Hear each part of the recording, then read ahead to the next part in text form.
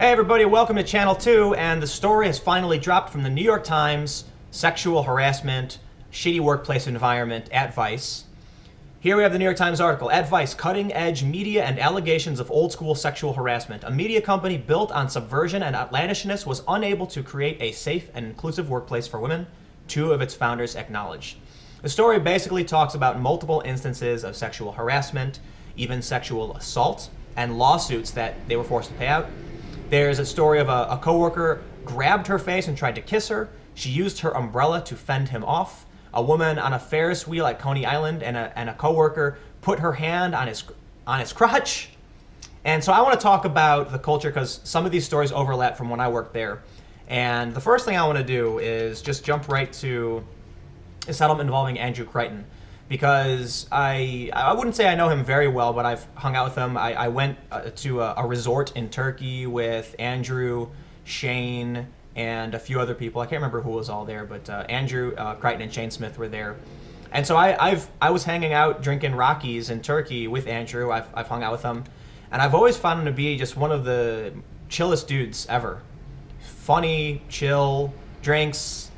I don't know. I mean, I'm not like good friends with him, so I don't know him super well. But I've always found him to be a pretty cool dude.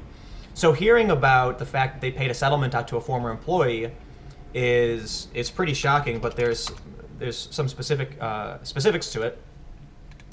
So here you have Andrew Crichton, and that's Shane Smith, and there's some of the head honchos over at Vice. Shane's founder, Andrew, he was the president when I was there. So yes, he's still the president of Vice Media. Or this was in 2011, so I'm assuming he still is. In the settlement involving Mr. Crichton, the woman claimed she felt pressured to submit to advances he made during a series of work meetings from 2013 to 2015, according to people familiar with the matter and letters sent between lawyers for the woman and Vice. In a letter to the woman's lawyer, Vice denied the allegations and said the woman had initiated and pursued a sexual relationship with Mr. Crichton. The company said in a letter that her termination was based on poor performance. And it also goes on to say that Mr. Crichton said that he and the woman were close friends for several years before she joined Vice, and that they were occasionally intimate. He said he was not involved in the decision to let her go. When I read that about Andrew, I was kind of in disbelief because I've talked to Andrew and it's shocking.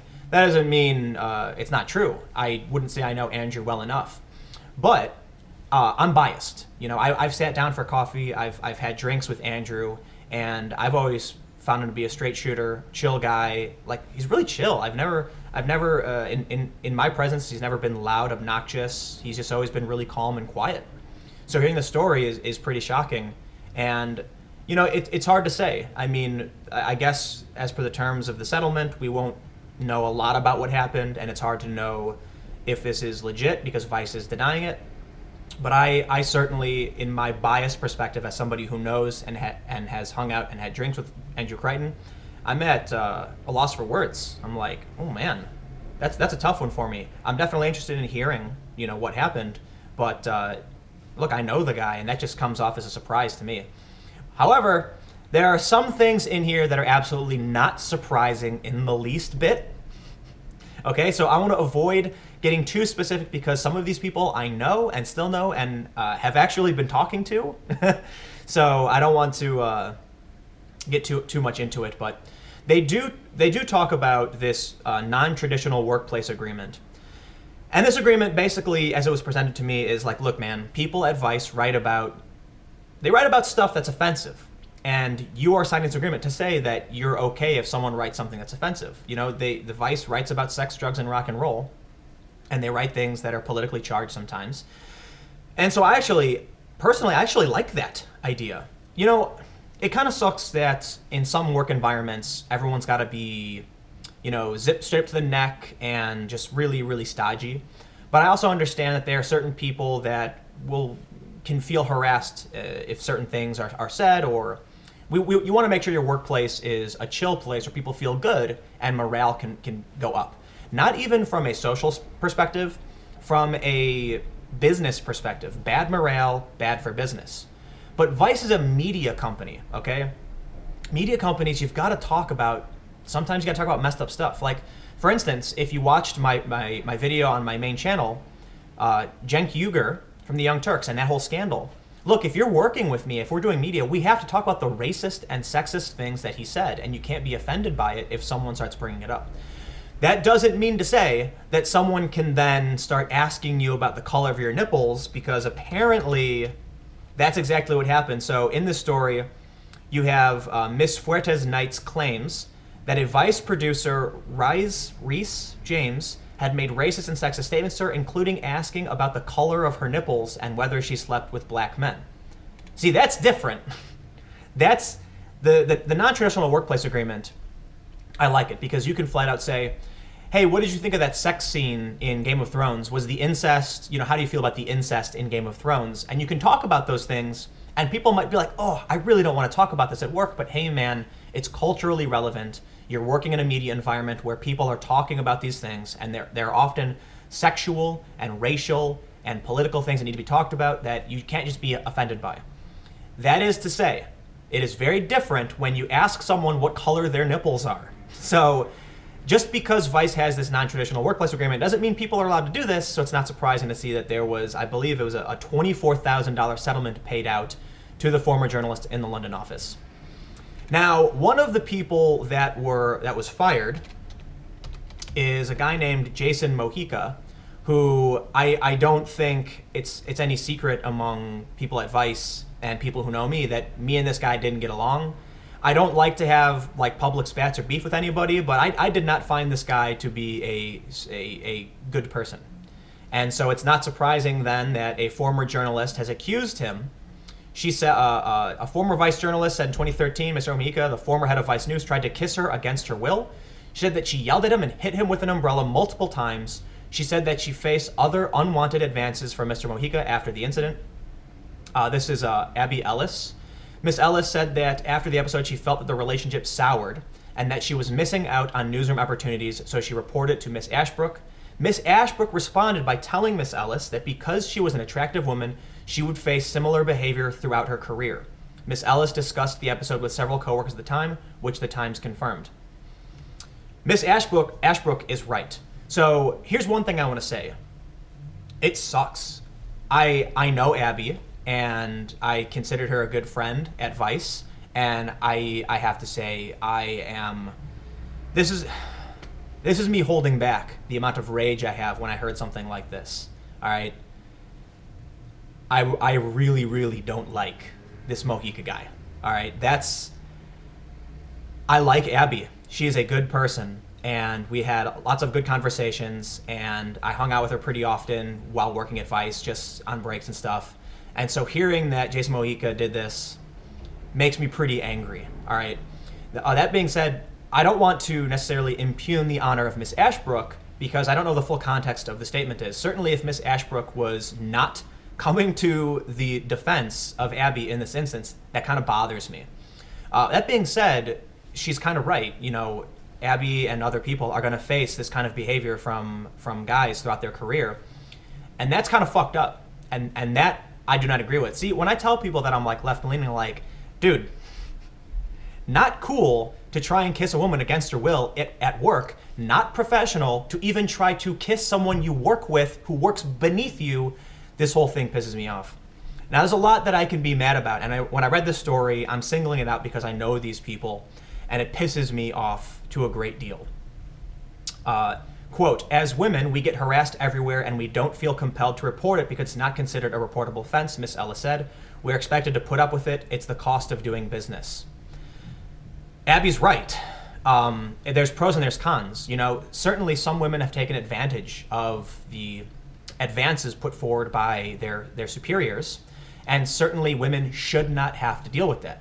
So it's the last thing that I want to hear at a workplace that I worked with these people and this shit was happening around me. 2013. I can't believe I didn't know this happened. And this makes me really angry. I was there in 2013. And to hear this now, I don't know. I don't know what else to say. I don't have a good history with this guy, Jason Mojica, anyway. He's one of, yeah. I don't want to say too much because I know these people and I don't want to fuck with people's privacy, but you can tell that I'm kind of pissed off. Now, in all fairness, I will read Jason's statement. You guys know that I said, like, we don't have a good history, but Mr. Mojica said that he remembered misreading a moment and foolishly trying to kiss Abby, but that the episode had a very different tone. He added, I was quickly rebuffed and I immediately apologized. He said he thought the incident had no impact on their professional relationship. 2 years later, Helen Donahue, a former employee, reported to Miss Ashbrook that Mr. Mojica had grabbed her breasts and buttocks at a company holiday party. Miss Donahue said that Miss Ashbrook told her that incident was not sexual harassment, but rather someone making a move on her. You crossed the line. I'm sorry. That's sexual assault. If Miss Ashbrook really said that was not assault. Miss Donahue said, she said I should just forget about it and laugh it off, Miss Donahue said. Mr. Mojica said that while he recalled talking to Miss Donahue at the party, he did not remember doing anything of the sort. All right, that is an accusation of sexual assault. That's a crime in this country. And look, Jason Mojica got fired. He's been accused by more than one person, people that I know and trust and consider friends. So I gotta believe that I'm more likely to believe he did this. I do not like the guy.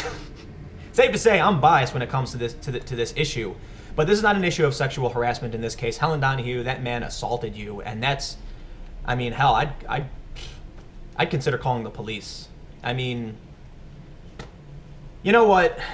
Let's move on from me reading these personal stories that get to me, because I don't know Helen Donahue, but to think that this kind of stuff was happening around me and I didn't see it, it pisses me off. Look, keep in mind, I travel all the time. I was rarely ever in the Vice office. Sometimes I'd be there for a few days and I'd be gone for 3 weeks. So I didn't see this stuff happen. What I can say, though, about the entirety of this article, when you hear these stories about Vice, it sucks. And it sounds like Vice sucks. And it sounds like Vice has got a serious problem. But I also think that the New York Times, it's focusing on one specific element. Vice is a big company that's been around for a long time. I didn't see a lot of this stuff. And I look, man, when I read a statement from Abby, you better damn well believe that I believe it, because I know her and I trust her, and that's something I've had personal experience with. And so I think there's a lot of stuff that probably happened at Vice that we're not going to hear about, even with the New York Times reporting as much as they are. I personally feel like with these stories coming out, there's a lot of stuff that Vice should have done that they didn't do, that a lot of this behavior was brushed off and it shouldn't have been. But I don't think Vice is an outlier. I don't think they're worse than any other company. I think that these problems exist and they need to be dealt with. And look, man, I don't know. Like, imagine how you would feel if someone you knew for years, a friend of yours, or, I haven't seen these people in a really long time, keep in mind, but somebody that you trusted and someone whose company you liked had this happen to them and told you, you'd be pissed off, because I'm pissed off.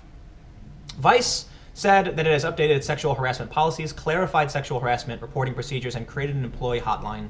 The company also said that it has made a commitment to reaching gender pay parity by the end of 2018, expanded maternity and paternity benefits, and introduced mandatory respect and sensitivity training for all employees. It sucks they have to do all that. It sucks that a company has to take these extreme measures, because often I feel like it's a pendulum swing. These things are going to be overbearing to a lot of people who work at Vice, who are good people. I thought Vice was a pretty chill place to work, and there's always rumors of issues like this, but I guess a lot of times people don't talk about it, and that kind of sucks. And it also sucks because I personally feel like, like I was mentioning about Andrew Crichton, I always thought he was a good dude.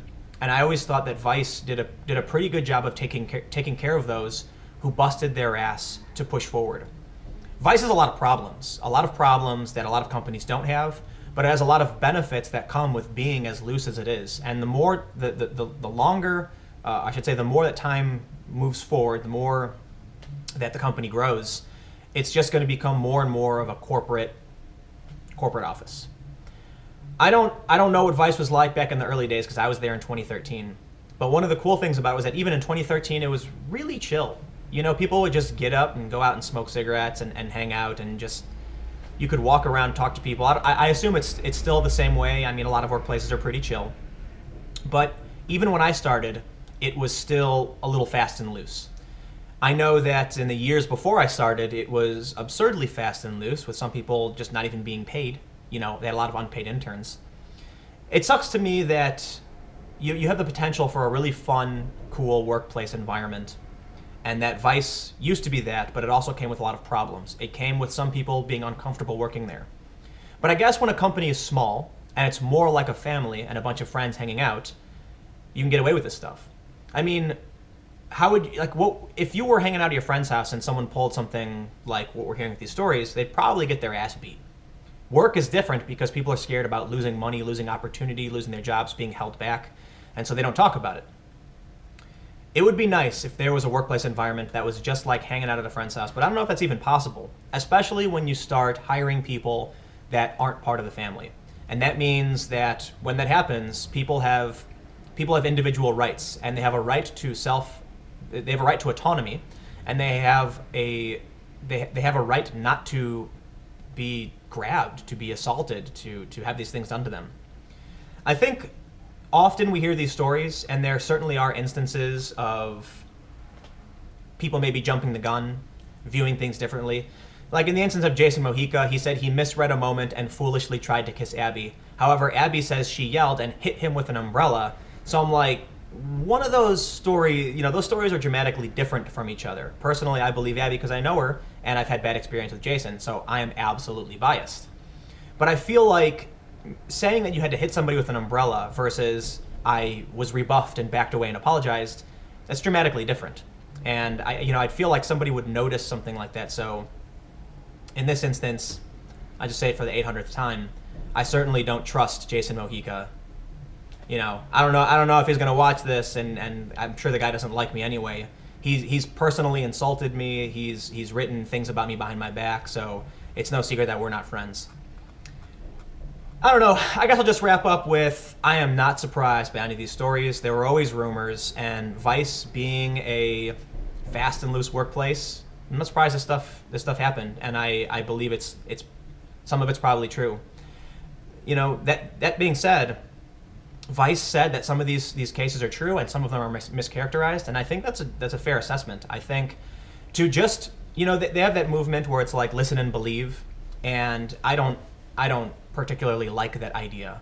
I think it's like listen and investigate, and that's really, in my opinion, what it gets to the crux of some of the problems. Believing someone simply because they say it's true is dangerous, because you end up with these stories of people who are falsely accused. Now, I'm not saying that every single instance is a false accusation, but if they do happen, we want to make sure we protect innocent people. And if there is an innocent man or woman who's been falsely accused, they have a right to due process. Listen and investigate. If someone comes to you and says this happens, listen to them, take it seriously, and investigate it. And then based on the investigation, based on due process, action should be taken. Everyone deserves a fair shot at due process. That means those who are making the accusation and those who are being accused. If somebody accuses someone, they deserve due process too. They deserve the right to have their complaints. They deserve a right to have the crimes committed against them, potential crimes or allegations, heard and investigated. That's why we have a police department. I know it's not always possible, but I feel like, sometimes the pendulum swings too far. And for the longest time, women weren't listened to. And as we saw the quote from Abby, I'll just pull it up again. She said, "We get harassed everywhere and we don't feel compelled to report it because it's not considered a reportable offense. We're expected to put up with it. It's the cost of doing business." And that's how it's been for a long time. And now because of this behavior, because there have been so many guys that are overzealous or rapey, right? I'm not saying all guys are overzealous or rapey. There's a scale of some guys just jumping the gun and being unprofessional, and there are some guys who grab women and do fucked up shit. But now the pendulum's starting to swing the other way, and they're saying, just believe it all. You shouldn't do that either. You should be reasonable, rational, and you should just be a good person. You should try and be fair and take care of everyone and increase the amount of good in the world and decrease the amount of bad. And sometimes there are people who go to prison. Sometimes, historically, there are people who were killed. Lynch mobs, killing people over false accusations. So we need to be careful that we don't just burn a bunch of people down because we're going to believe what everyone says. That's not conducive to democracy.